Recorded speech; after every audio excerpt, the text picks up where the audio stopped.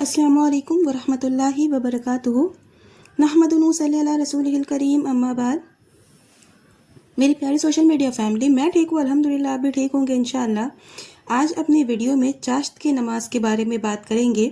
چاشت کی نماز سنت ہے، یہ کم سے کم 2 رکعت ہے اور زیادہ کی کوئی تحدید نہیں ہے۔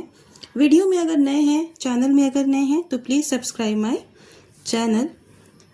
چاشت کی نماز جس کی کوئی حد نہیں ہے، زیادہ میں اور کم سے کم یہ 2 رکعت ہے۔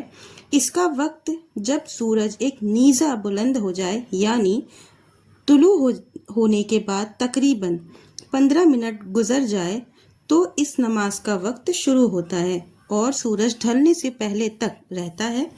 سخت گرمی میں اس کا وقت افضل وقت اس وقت ہے جب اونٹ کے بچے کے پاؤں زمین پر رکھنے کی وجہ سے جلنے لگے۔ بخاری کی حدیث ہے، حضرت ابو ہریرہ رضی اللہ عنہ کہتے ہیں کہ میرے خلیل حضرت محمد صلی اللہ علیہ وسلم نے مجھے 3 چیزوں کی وصیت کی تھی۔ ایک یہ کہ میں ہر مہینے میں 3 دن روزہ رکھوں، دوسرے یہ کہ چاشت کی 2 رکعتیں پڑھوں، تیسری یہ کہ سونے سے پہلے وتر پڑھ لوں۔ تو یہ 3 چیزوں کی وصیت محمد رسول اللہ صلی اللہ علیہ وسلم نے کی تھی۔ حضرت انس بن مالک رضی اللہ عنہ سے روایت ہے کہ رسول اللہ صلی اللہ علیہ وسلم نے فرمایا، جو شخص فجر کی نماز جماعت سے پڑھے پھر بیٹھ کر اللہ کا ذکر کرے یہاں تک کہ سورج طلوع ہو جائے، پھر 2 رکعت چاشت کی نماز پڑھے تو اس کے لیے حج اور عمرہ کے برابر ثواب ہے۔ پھر آپ صلی اللہ علیہ وسلم نے پورا حضرت ابوذر رضی اللہ عنہ سے روایت ہے کہ نبی کریم صلی اللہ علیہ وسلم نے فرمایا، تم میں سے ہر شخص کے ہر جوڑ پر صدقہ واجب ہے، پس ہر سبحان اللہ صدقہ ہے، ہر الحمدللہ صدقہ ہے، ہر لا الہ الا اللہ صدقہ ہے، ہر اللہ اکبر صدقہ ہے۔ بھلائی کا حکم دینا صدقہ ہے، برائی سے روکنا یہ بھی ایک طرح کا صدقہ ہے، اور ان تمام کی جگہ چاشت کی 2 رکعتیں کافی ہے۔ یہ مسلم کی حدیث ہے۔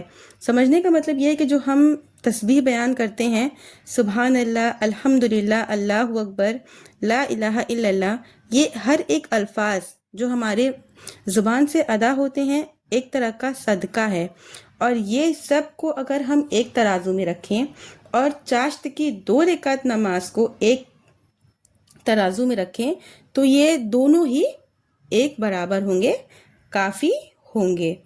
تو سمجھانے کا یہی مقصد ہے۔ چاشت کی نماز جو ہے وہ سورج طلوع ہونے کے 15 منٹ کے بعد پڑھنی ہے۔ 2 رکعت نماز ہے، جیسے آپ نفل ادا کرتے ہیں، نیت چاشت کی ہوگی۔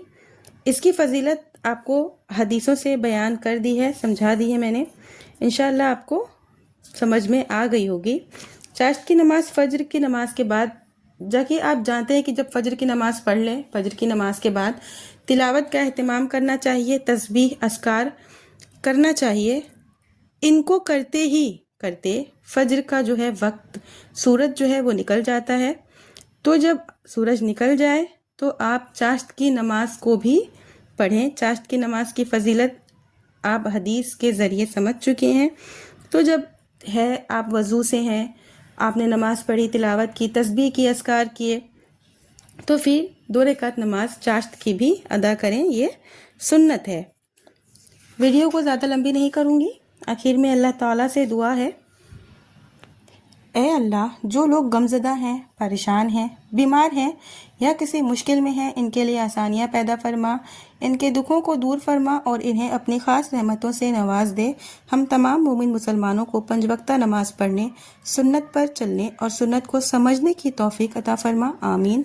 وآخر دعوانا ان الحمدللہ رب العالمین۔